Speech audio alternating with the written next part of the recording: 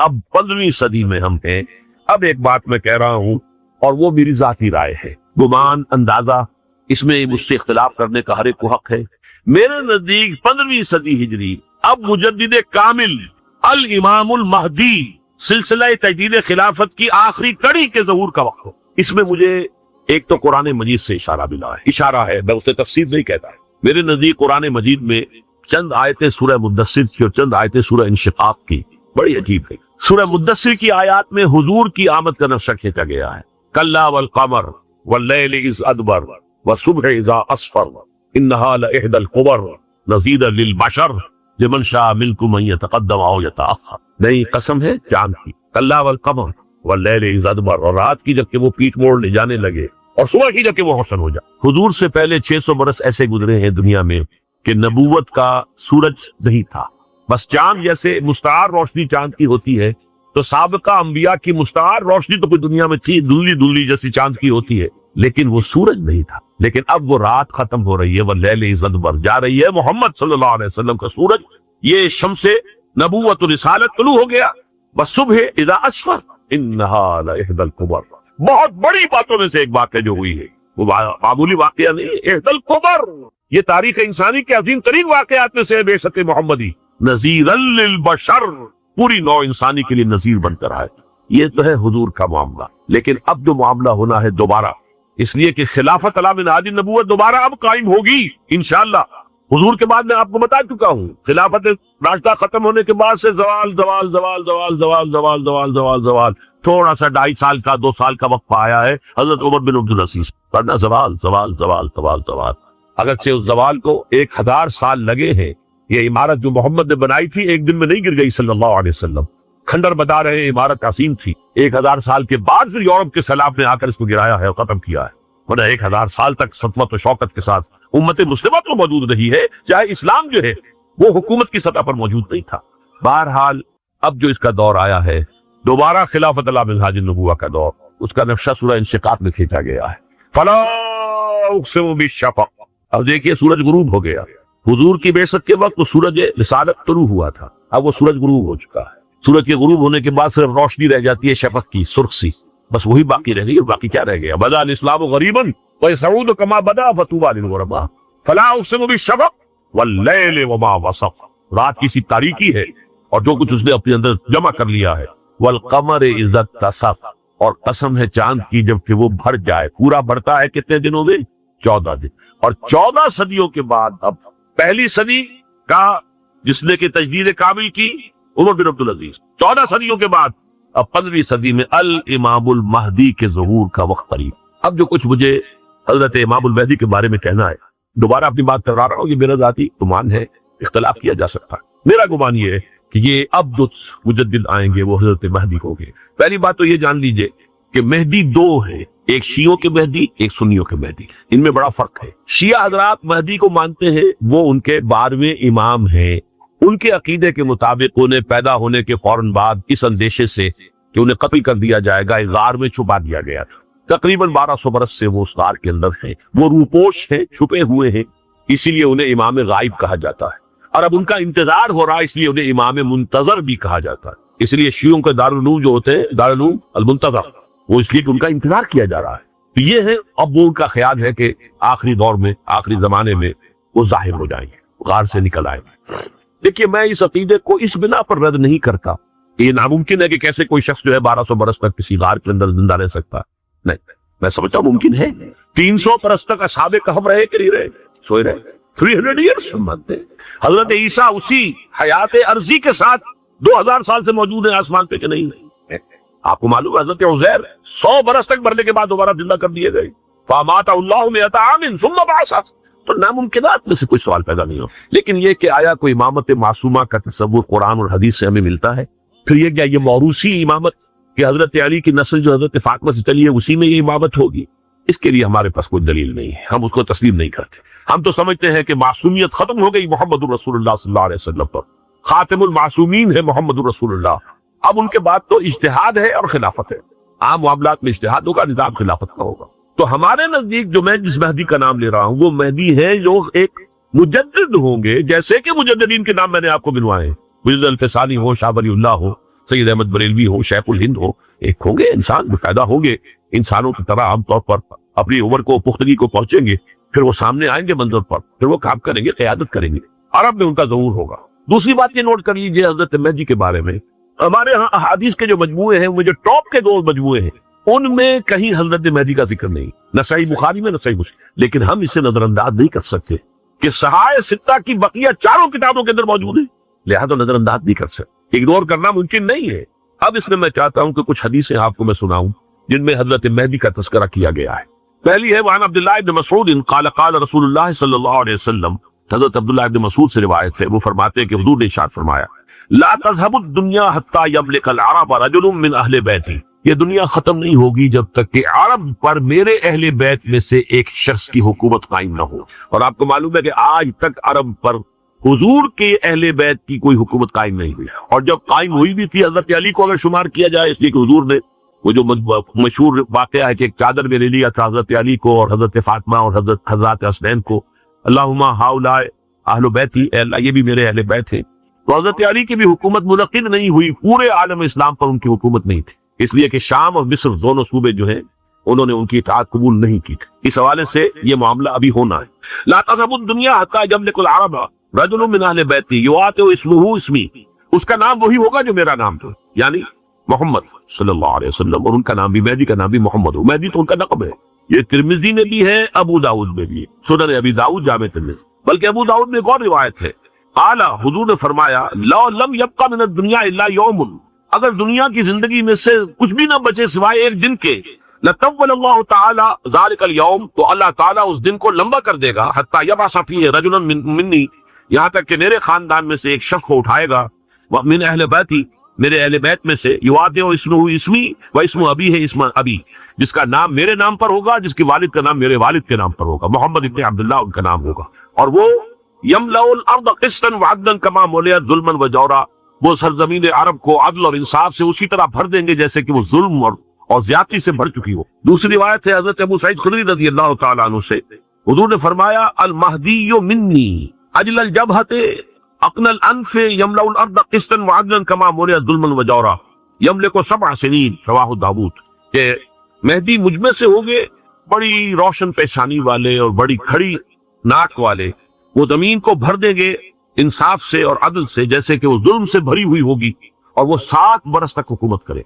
अरब में खालिस खिलाफत अला मिनहाज नबुव्वह का निजाम हजरत महदी के हाथों कायम होगा और 7 बरस तक कायम रहेगा अरब के अंदर। उसका अगला मरहला मैं बाद में बयान करूँ। तीसरी रिवायत, और इसको मैं इसलिए खास तौर पर सुना रहा हूँ कि इसमें वही अल्फाज आए हैं जो मैंने इब्तिदा में हदीस आपको सुनाई, कुछ के अल्फाज हैं। अन अबी सईद क़ाल ज़करा रसूलुल्लाह सल्लल्लाहु अलैहि वसल्लम बलाअन युसीबु हाज़िहिल उम्मा हत्ता ला यजिदु रजुलु मलजन यलजाउ इलैहि मिनज़ ज़ुल्म, हुजूर ने जिक्र फरमाया कि एक दौर ऐसा आएगा इंतहाई इब्तिला और आजमाइश और मसाइब का कि किसी शख्स को कोई सर छुपाने की जगह नहीं मिलेगी उस जुल्म से अपने आप को बचाने के लिए।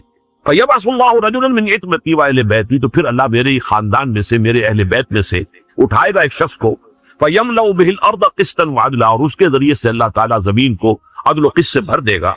यरदा अन्हु साकिनुस समा, ये वही अल्फाज आ गए, अब उससे फिर राजी हो जाएंगे आसमानों में रहने वाले भी, मसाकिनुल अर्द, और जमीन में रहने वाले भी। ला तदउ समाउ मिन क़तरिहा शय्यन इल्ला सब्बत, आसमान अपना एक कतरा भी नहीं रोकेगा मगर ये कि उसको जमीन के ऊपर निसार कर देगा, बारिश की शक्ल में गिरा देगा।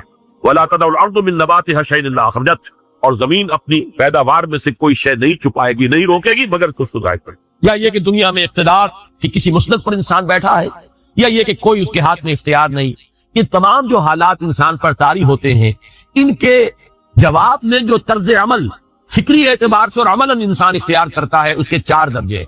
पहला दर्जा है इंतहाई गुमराही वल्ला दलालम बईदा। वो क्या है?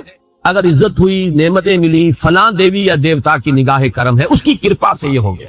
और अगर कोई तकलीफ आ गई, मुसीबत आ गई, मालूम होता है कि फलां देवी या देवता हमसे नाराज हो, ये काली देवी की तरफ से कोई मुसीबत आ गई है, या ये कि ये लक्ष्मी देवी की निगाह करम है कि हमें दौलत मिल गई है।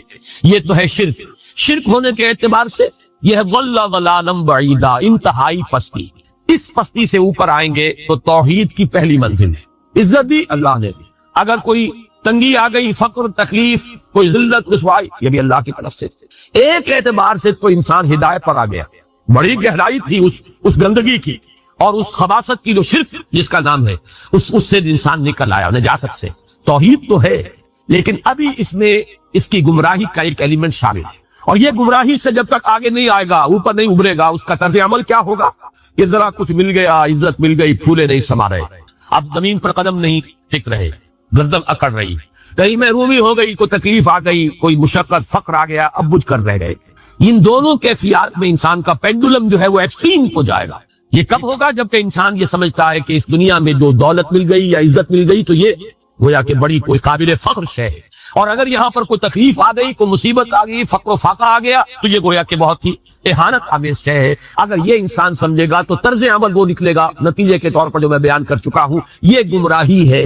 اس گمراہی سے نکلیں گے تو آپ کس مقام پر آئے؟ دوسری منزل ہدایت کی کیا ہے؟ نہ یہ عزت ہے نہ یہ ذلت ہے, دونوں حیثیتیں برابر ہیں کہ یہ امتحان. اسی لیے ان دونوں آیتوں میں ایک لفظ قدر مشترک ہے, اذا مبتلاہ فاما الانسان اذا مبتلاہ ربہ فاکرمہ ونعمہ. یہ بھی ایک ابتلا ہے, آزما رہا ہے اللہ. کبھی وہ دے کر آزماتا ہے, کبھی چھین کر آزماتا ہے, کبھی فقر و فاقہ سے آزماتا ہے, کبھی وہ کثرت دولت اور کثرت مال سے آزماتا ہے, کبھی وہ صحت دے کر آزماتا ہے کہ یہ قوت اور توانائی اور صحت جو میں نے دی ہے یہ اس میں کیا کرتا ہے, کبھی وہ مرض کے ذریعے سے آزماتا ہے کہ صبر کرتا ہے کہ نہیں کرتا. ہمارے لیے شکوہ اور شکایت تو اس کی زبان پر نہیں آ جاتی, نالا اور سیول تو نہیں آ جاتا, تکلیف جھیلتا ہے کہ نہیں جھیلتا, اس میں تحمل ہے کہ نہیں ہے, تو صبر کرتا ہے یا شکر کرتا ہے. یہ دونوں کیفیات در حقیقت اس اعتبار سے مساوی ہے, یہ بھی امتحان, یہ بھی امتحان. یہ حقیقت جب سامنے ہوگی اب وہ پینڈولم جو ہے وہ بہت کم ہو جائے. یعنی انسان میں طبعی طور پر تو ایک اثر ہوتا ہے غیر اختیاری. کسی چیونٹی نے کاٹا آپ کے پاؤں پر, آپ اپنا پاؤں ہٹا لیں گے, اس میں کوئی ارادہ نہیں, یہ ریفلیکس ایکشن ہے, غیر اختیاری فیل. اس حد تک تو انسان ضرور متاثر ہوتا ہے, اس سے تو کوئی انسان جو ہے وہ بلند تر نہیں ہو سکا. حضرت ابراہیم رضی اللہ تعالیٰ عنہ حضور کے وہ نومولود فرزند انتقال جب ہو رہا تھا, آپ کی آنکھوں میں آنسو آ گئے. اب یہ طبعی اثر ہے, ایک فیل ہے, انفعالی کیفیت ہے جو بالکل طبعی ہے, لیکن یہ نہیں کہ اس کی وجہ سے انسان کی زبان پر کوئی شکوہ آ جائے, کوئی شکایت آ جائے, یہ نہیں ہوگا. یہ ایمان کے منافی ہے. اسی طریقے سے اگر کوئی خوشی ہوئی ہے تو چہرے کے اوپر ایک نکھار آ جائے گا, تبسم آ جائے گا, اس سے زائد نہیں. اس حد تک تو یوں سمجھیے کہ انسان کا طبعی تقاضا ہے. اس سے زیادہ یہ پینڈولم اگر سوئنگ کر رہا ہے تو گویا کہ اس حقیقت سے انسان محجوب ہے کہ یہ بھی امتحان ہے, یہ بھی امتحان, جو ہم سورہ حدید میں پڑھ چکے ہیں.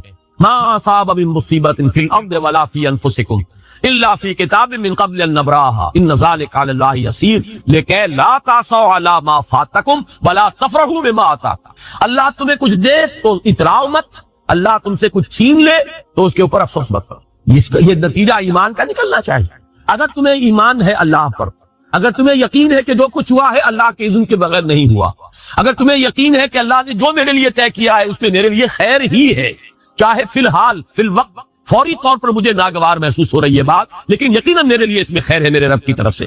کہ ہر کے ساتھ یہ ماریخ عین الطاف, ہم تو شارٹ سائٹڈ ہیں, ہم دیکھ نہیں سکتے کسی شے کو, ہم اس کے ظاہر کو دیکھ کر گھبرا اٹھتے ہیں کہ یہ تو تکلیف آ گئی, کیا پتا اسی کے پردے میں اللہ کی رحمت آ رہی ہے. میں نے وہ رئیس امروہوی کے اشعار آپ کو کئی دفعہ سنائے ہیں. وہ وقت آیا کہ ہم کو قدرت ہماری سعی و عمل کا پھل دے, بتا رہی ہے یہ ظلمت شب کہ صبح نزدیک آ رہی ہے. ابھی ہے کچھ امتحان باقی, فلاکتوں کے نشان باقی, قدم نہ پیچھے ہٹے کہ قسمت ابھی ہمیں آزما رہی. رئیس اہل نظر سے کہہ دو کہ آزمائش سے جی نہ ہارے, جسے سمجھتے ہو آزمائش وہی تو بگڑی بنا رہی ہے.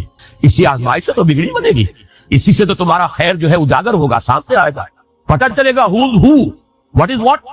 ابو بکر میں کتنا یقین اور ایمان تھا, یہ کیسے معلوم ہوگا؟ کیسے معلوم ہوگا کہ بلال میں کتنا سہار, کتنا تحمل تھا, کتنا صبر تھا, اگر وہ مصیبت ان پر نہ آتی کہ جو امیہ ابن خلف کے ہاتھوں ان پر قیامت ٹوٹ رہی تھی. تو یہ ساری چیزیں جو ہے ما اصاب من مصیبت فی الارض ولا فی انفسکم الا فی کتاب من قبل ان نبرأ ان ذلک علی اللہ یسیر لکی لا تعصوا علی ما فاتکم ولا تفرحوا بما آتاکم واللہ لا یحب کل مختال فخور. اگر اس حقیقت سے محجوب ہو جاؤ گے تو پھر اختیال اور فخر اور گھمنڈ پیدا ہو جائے گا تمہارے اندر, یا دوسری طرف مایوسی, کمر ہمت ٹوٹ کر رہ جائے گی, خودکشی کرنے کو انسان آمادہ ہو جاتا ہے, ذرا کوئی ناکامی دنیا میں آ گئی, کوئی تکلیف آ گئی. یہ ہے در حقیقت تیسری منزل, ہدایت کی دوسری سیڑھی. پہلا کیا تھا؟ لحاظ ضل ضلالا بعیدا, کوئی خیر مل گیا تو کسی دیوی کی نگاہ کرم, کوئی تکلیف آ گئی تو کسی دیوتا کی ناراضگی. یہ تو ہے ضل ضلالا بعیدا. اس سے اوپر آئے, یہ پہلی سیڑھی ہدایت کی ہے. عزت ہے تو اللہ کی طرف سے, اور اگر کوئی ذلت ہے تنگی ہے تو اللہ کی طرف. یہ ہدایت کا آغاز ہو گیا, یہ توحید کی بنیادی منزل. اس سے اگلی منزل یہاں کی ذلت ذلت نہیں, یہاں کی عزت عزت نہیں. ذالک یوم التغابن, ہار اور جیت کے فیصلے کا دن تو قیامت کا دن ہے. وہاں معلوم ہوگا جس کو اس روز عزت ملی وہ عزت والا ہے, جو اس روز ذلیل ہو گیا وہ ذلت والا ہے. یہ تو امتحان ہے, دار الامتحان ہے. خلق الموت والحیات لیبلوکم ایکم احسن عملا. دار الامتحان ہے, امتحان ہونے کے ناطے دونوں برابر ہیں. اس سے اوپر ہے ایک چوتھی منزل, ہدایت کی تیسری منزل. وہ کیا ہے؟ عام طور پر انسان یہ سمجھتا ہے کہ یہ جو آزمائش ہے تنگی کی اور فقر و فاقہ کی, یہ سختر آزمائش ہے, اور نعمتوں کی بارش ہو تو یہ آسان آزمائش. یہ بھی ابھی گمراہی کا ایک پرت جو ہے اس کی باقی ہے. ابھی ہدایت کا جو کامل جو ہوگا انکشاف وہ کب ہوگا؟ جب انسان اس حقیقت کو جان لے کہ جہاں وسعت ہو, دس از دی وے آف ہوپ. یہ امت قرآن سے اپنا تعلق توڑ بیٹھے. اور نمبر 2 ہے وہی سرمایہ داری بندہ مومن کا دین. یہ بھی سرمایہ پرست بن چکا ہے, دولت کا پجاری بن چکا ہے. یہ میرے لیے وے آف ہوپ ہے. مادہ پرستی, دولت پرستی, سرمایہ پرست, زر اندوزی, وَإِنَّهُ لِحُبِّ الْخَيْرِ لَشَدِيدٌ, ان 2 لعنتوں کے اندر یہ مبتلا ہے. جانتا ہوں یہ امت حامل قرآن ہے وہی سرمایہ داری بندہ وہ. اور تیسری سب سے تلخ, اس کی جو علمی اور روحانی جو رہنمائی کرنے والے لوگ وہ اندر سے خالی ہیں, کھوکھلے. جانتا ہوں میں کہ مشرق کی اندھیری رات میں بے ید بیضا ہے پیرانے حرم کی آستی. علماء ہے اور صوفیاء ہیں اور پیشوا ہیں, مسند نشین ہے اور سب کچھ ہے, لیکن کسی کے آستین میں وہ موسیٰ والا ید بیضا نہیں, خالی اندر سے. اس کا نقشہ ایک حدیث میں آ رہا ہے جو لرزا دے. آج کا نقشہ ہے وہ. حضور نے فرمایا یوشک ویاتی علی الناس زمان, مجھے اندیشہ ہے لوگوں پر ایک زمانہ ایسا آ جائے گا. ذرا بنتی کی کیسا ہوگا؟ لا یبقى من الاسلام الا اسم, اسلام نے اس کے نام کے سوا کچھ کہاں ہے. اسلام نے دکھاؤ, اجتماعی سطح پر دکھاؤ کہاں. ولا یبقى من القرآن الا رسمه, اور قرآن میں سے سوائے اس کے رسم الخط کے کچھ معنی کہاں ہو رہی ہے. اس کی طرف پیش قدمی ہو رہی ہے, تدریج. لیکن یہ حدیث میں جو ہے وہ سامنے ہے. مساجدہم عامرۃ, ان کی مسجدیں آباد تو بہت ہوں گی, بڑی بڑی مسجدیں, شاندار مسجد, عالیشان, بھری ہوئی, بھرپور, جمعے کے اندر عیدین تئی. وہی خراب من الخدا, ہدایت سے خالی. ایک رسم پرستی, ریچولیزم رہ گئی, رسم اذان ہوئے بے, فلسفہ رہ گیا کل رہی. اور آخری بات, علماءہم شر من تحت عدیل السماء, ان کے علماء آسمان کی چھت کے نیچے کی بدترین مخلوق ہوں گے. من عندہم تخرج الفتنۃ وفیہم تعود, ان کے اندر سے فتنے برآمد ہوتے رہیں گے, فلاں کافر, فلاں یہ, فلاں وہ, فلاں وہ, اور فتنے ان کے اندر ہی جو ہے داخل.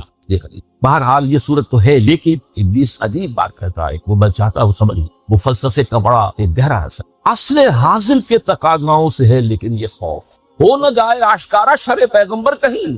مجھے مسلمانوں سے اتنا خوف نہیں ہے کہ یہ دوبارہ شر پیغمبر کو لے آئیں گے, اصل حاضر کے تقاضاؤں سے خوف ہے. یہ کیا بات ہے, آپ نے کبھی سوچا بھی نہ ہوگا.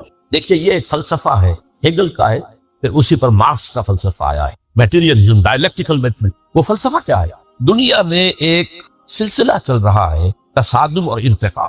ایک نظریہ سامنے آیا, اس سے انسان نے ٹرائی کیا, اس کی خرابیاں ظاہر ہوئیں, تو اسی کی کوکھ سے اس کا ایک اینٹی تھیسس وجود. اب دونوں میں ٹکراؤ ہوا, ان دونوں کے ٹکراؤ سے ایک نئی تیسری چیز ڈیولپ ہو گئی, جو پہلے سے بہرحال دے. اب جو یہ نئی چیز بنی, یہ خود تھیسس بن جاتا ہے, کیونکہ یہ بھی آسمانی ہدایت پر مبنی نہیں ہے. اندھے بہرے مادے کا سفر ہے جو جاری ہے, مکمل تو نہیں ہوتا, کامل تو نہیں ہوتا. اس میں جو ڈیفیشنسی ہے وہ پھر اپنا ایک ریئیکشن پیدا کرتا, پھر وہ تھیسس پھر اینٹی تھیسس کو جنم دیتا, پھر ان میں ٹکراؤ ہوتا, پھر آگے بڑھتا ہے. یہ ہے جس کو کہتے ہیں ڈائلیکٹک. یہ تاریخ چل رہی ہے اعتبار سے کہ جہاں ایک طرف وہ خیر و شر کا معاملہ چل رہا ہے, وہیں پر بھی اسی پروسیس کے دوران یہ جو ایک ڈائلیکٹیکل پروسیس ہے یہ بھی آگے بڑھ رہا ہے. ہر جگہ پر چوٹی کی چیز صبر ہے, آخری چیز جو بیان ہوتی ہے وہ صبر ہے. سورۃ العصر میں آخری بات, وتواصوا بالصبر یا ایھا الذین آمنوا استعینوا بالصبر والصلاۃ, اے ایمان والو مدد حاصل کرو صبر سے اور نماز سے. ان اللہ مع الصابرین, اللہ تعالیٰ صبر کرنے والوں کے ساتھ ہے. اور پھر آگے چل کر وبشر الصابرین الذین اذا اصابتهم مصیبۃ قالوا انا للہ وانا الیہ راجعون, اے نبی بشارت دیجئے, خوشخبری دیجئے ان صبر کرنے والوں کو کہ جن پر جب بھی کوئی تکلیف یا مصیبت نازل ہوتی ہے تو کہتے ہیں کہ ہم اللہ ہی کے ہیں اور اللہ ہی کی طرف ہمیں لوٹ جانا ہے. صبر کا مفہوم ہے اپنے آپ کو تھامنا, روکنا, برداشت کرنا, تحمل کرنا, اور جو بھی اپنا ایک طے شدہ مقصد ہے کسی بھی مخالفت سے بددل ہوئے بغیر، کسی بھی تکلیف یا مصیبت سے ہراساں ہوئے بغیر اس کی طرف پیش قدمی کیے چلے جانا۔ بڑی سخت سردی پڑ رہی ہے، فجر کا وقت ہے، گرم پانی کا اہتمام نہیں ہے، اب اس وقت فجر کی نماز کے لیے اٹھنا، ٹھنڈا پانی اگر ہے تو وضو تو کرنا ہوگا، اس ٹھنڈے پانی سے وضو کرنا، اس وقت لحاف سے نکلنا ہی بہت مشکل، ٹھنڈے پانی سے وضو کرنا اور مصیبت۔ یہ جب تک انسان میں صبر کا مادہ نہ ہوگا ممکن ہی نہیں۔ اس کو کہیں گے صبر علی الطاعہ، اطاعت پر صبر کر۔ ناگواری محسوس ہو رہی ہے لیکن اس ناگواری کو برداشت کرتے ہوئے انسان اللہ کے حکم کے اوپر جمع رہے، اللہ کے حکم پر عمل کرے۔ یہ کیا ہے؟ یہ صبر ہے۔ اگر یہ صبر نہیں ہے تو ظاہر بات ہے کہ انسان اللہ کے اس حکم پر عمل نہیں کر سکے۔ صبر کا مادہ نہیں ہوگا تو آپ کام نہیں کر سکیں گے۔ اور اسی کا ایک دوسرا رخ ہے، جب آپ دعوت حق کے لیے کھڑے ہوں گے پہلا قدم کیا آتا ہے؟ استہزاء، تمسخر، مذاق اڑانا، جس کی میں مثال اب دینا چاہتا ہوں محمد الرسول اللہ صلی اللہ علیہ وسلم کی شخصیت سے۔ دیکھیے ہم کیا اور ہماری بساط کیا، ہم کیا مبلغ ہوں گے، کیا داعی ہوں گے، ہمارے اپنے دامن پر داغ ہوتے ہیں، لیکن یہ کہ محمد الرسول اللہ کے دامن پر کوئی داغ تھا؟ ان کو تو سارے مکے والے الصادق الامین کہتے تھے، نہایت محبوب شخصیت تھے، ان کے لیے تو جا صادق جا الامین یہ الفاظ سننے میں آتے تھے، آنکھوں کا تارا۔ لیکن جب آپ نے دعوت اب شروع کی، اب قرآن مجید میں دیکھیے کسی نے کہا مجنون ہو گئے، دماغ خراب ہو گیا، پاگل ہو گئے، اجی شاعر ہیں، کچھ شعر جوڑ لیتے ہیں ہم پر دھوک جماتے ہیں۔ کسی نے کہا ساحر ہیں، کچھ جادو سیکھ لیا ہے، یہاں تک کہ ایسے بدبخت بھی پیدا ہوئے، قرآن میں ہے ساحر کذاب، سحر کرنے والا جادوگر نہایت جھوٹا۔ یہ الفاظ کہے جا رہے ہیں کس کی شان میں؟ محمد الرسول اللہ صلی اللہ علیہ وسلم۔ قرآن میں نقل کیا گیا یا ایھا الذی نزل علیہ الذکر انک لمجنون۔ کبھی آپ نے اس کا ترجمہ سوچا؟ اے وہ شخص، دیکھیے تصور کیجئے حضور جا رہے ہیں، تشریف لے جا رہے ہیں، کسی دعوت میں ہے، تبلیغ میں، یا ویسے ہی تشریف لے جا رہے ہیں، اور کوئی ایک جمگھٹا ہے لوگوں کا، ادھر سے فقرہ آتا ہے، تیر کی طرح لگتا ہے دل میں جا کر محمد کے صلی اللہ علیہ وسلم۔ اے وہ شخص جس کا یہ خیال ہے کہ اس پر کوئی ذکر نازل ہو رہا ہے، ہمارے خیال میں تو تمہارا دماغ خراب ہو گیا۔ یا ایھا الذی نزل علیہ الذکر انک لمجنون، کہا کہ نہیں کہا؟ اور یہ نہ سمجھیے کہ حضور صلی اللہ علیہ وسلم کے قلب مبارک کو تکلیف نہیں ہوتی تھی۔ میں قرآن سے ثابت کروں گا، میں کہیں کوئی کہانیاں بیان نہیں کرنا چاہتا۔ قرآن نے کہا ہے وَلَقَدْ نَعْلَمُ أَنَّكَ يَضِيقُ صَدْرُكَ بِمَا يَقُولُونَ۔ اے نبی ہمیں خوب معلوم ہے صلی اللہ علیہ وسلم کہ جو کچھ یہ لوگ کہہ رہے ہیں اس سے آپ کا سینہ بھجتا ہے، یہ جو گھٹن ہوتی ہے، صدمہ ہوتا ہے۔ انک یضیق صدرک بما یقولون، ہمیں خوب معلوم ہے کہ جو کچھ یہ باتیں آپ کو سننی پڑ رہی ہیں، یہ کڑوی کسیلی باتیں، یہ جو فکرے چست ہو رہے ہیں، استہزاء ہو رہا ہے، تمسخر ہو رہا ہے۔ سورہ ہجر میں ہے، ایک جگہ کھڑے ہوئے لوگ قرآن کا مذاق اڑا رہے ہیں، بھائی فلاں آیت تم لے جانا، فلاں آیت میری ہوگی، اس کے ٹکڑے کر رہے ہیں، اس کے ٹکڑے حصے بکھرے کر کے قیمہ بنا کر ان آیات کا تمسخر اڑا رہے ہیں۔ ایک جگہ قرآن مجید میں مذکور ہے کہ فرشتوں کا مذاق اڑ رہا ہے۔ بھائی یہ دیکھو محمد نے کہا ہے صلی اللہ علیہ وسلم کہ جہنم پر تو کل 19 فرشتے ہیں، علیہا 19 قرآن میں آیت نازل ہوئی۔ ایک پہلوان کہتا بھائی 10 کو تو میں سنبھال لوں گا، باقی 9 کا تم انتظار کر لو۔ یہ باتیں آ رہی ہیں حضور کے کانوں میں۔ کلام الہی کے ساتھ کیا سلوک ہو رہا ہے، مجھ پر کیا فکرے چست کیے جا رہے ہیں، مجھ پر جس طریقے سے استہزاء اور تمسخر کا رویہ اختیار کیا گیا ہے، دل بھچ رہا ہے، دل میں صدمہ ہے۔ دیکھیے سورہ نون ہے، اور میرے نزدیک یہ دوسری وحی ہے جو حضور پر نازل ہوئی ہے، اس کی ابتدائی آیات نون والقلم وما یسطرون ما انت بنعمت ربک بمجنون وان لک لاجرا غیر ممنون وانک لعلی خلق عظیم فستبصر ویبصرون بأیکم المفتون ان ربک هو یعلم بمن ضل عن سبیلہ وهو اعلم بالمہتدین۔ نون، قسم ہے قلم کی اور جو کچھ یہ لکھتے ہیں۔ اے نبی آپ اپنے رب کی نعمت سے مجنون نہیں ہے۔ یہ کیوں کہا جا رہا ہے؟ حضور کو جو صدمہ پہنچا ہے وہی نازل ہوئی ہے دل جوئی کے لیے، تسلی کے لیے۔ آپ کیوں برا منا رہے ہیں؟ اے نبی آپ کیوں صدمہ اور رنج اور اندوہ محسوس کر رہے ہیں؟ ان بدبختوں کے کہنے سے کوئی آپ مجنون ہو جائیں گے؟ مانتا بنعمت ربک بمجنون وَإِنَّ لَكَ لَأَجْرًا غَيْرَ مَمْنُونَ۔ آپ کو جو یہ صبر کرنا پڑ رہا ہے، آپ کو جو یہ جھیلنا پڑ رہا ہے، اس کی وجہ سے آپ کو وہ اجر ملے گا جس کا سلسلہ کبھی منقطع نہیں ہوگا۔ وَإِنَّكَ لَعَلَىٰ خُلُقٍ عَظِيمٍ، اور اے نبی آپ تو خلق عظیم کے حامل ہیں۔ آپ کا اخلاق، آپ کا کردار، آپ کی سیرت، آپ کی شخصیت میں طہارت، نفاست، پاکیزگی، آج تک دنیا نے کوئی پاگل، کوئی مجنون ایسا بھی دیکھا؟ یہ ساری باتیں اللہ تعالیٰ حضور کی دلجوئی کے لیے فرما رہے ہیں۔ اس سے آپ اندازہ کیجئے کہ کتنا صدمہ ہوتا ہوگا۔ یہی ہے، اس ساری چیز کو جمع کیجئے تو یہ چیز کیا ہے؟ وَاصْبِرْ عَلَىٰ مَا يَقُولُونَ وَاهْجُرْهُمْ هَجْرًا جَمِيلًا، صبر کرو اے نبی۔ عبادتی سیدخلون جہنم داخلین، تمہارے رب نے یہ فرمایا ہے پکارو مجھے، مانگو مجھ سے، میں تمہاری دعائیں قبول کروں گا۔ اور چونکہ دعا ہی عبادت ہے لہذا فرمایا وہ لوگ جو بربنائے استکبار میری عبادت اور مجھ سے مانگنے سے ابا کرتے ہیں انہیں ذلیل و خوار ہو کر جہنم کا ایندھن بننا پڑے۔ تو اللہ کو پکارو، اللہ سے مانگو۔ لیکن یہ کہ اس سورہ زمر کے ساتھ جو اس کا ربط و تعلق ہے وہ واضح ہوتا ہے آیات نمبر 65 اور 66 کو۔ یہ آیت نمبر 60 تھی جو ابھی میں نے آپ کو سنائی۔ آیت نمبر 65 ہے هو الحی لا الہ الا ہو فادعوہ مخلصین لہ الدین۔ دیکھیے وہی لفظ یہاں، وہ اللہ ہے، وہ زندہ جاوید ہستی کے جس کے سوا کوئی معبود نہیں، بس پکارو اسے، اس کے لیے اپنی اطاعت کو خالص کرتے رہو۔ اگر دعائیں کرتے رہو اور اخلاص فی الاطاعت نہیں ہے، دعائیں تمہارے منہ پر دے ماری جائیں۔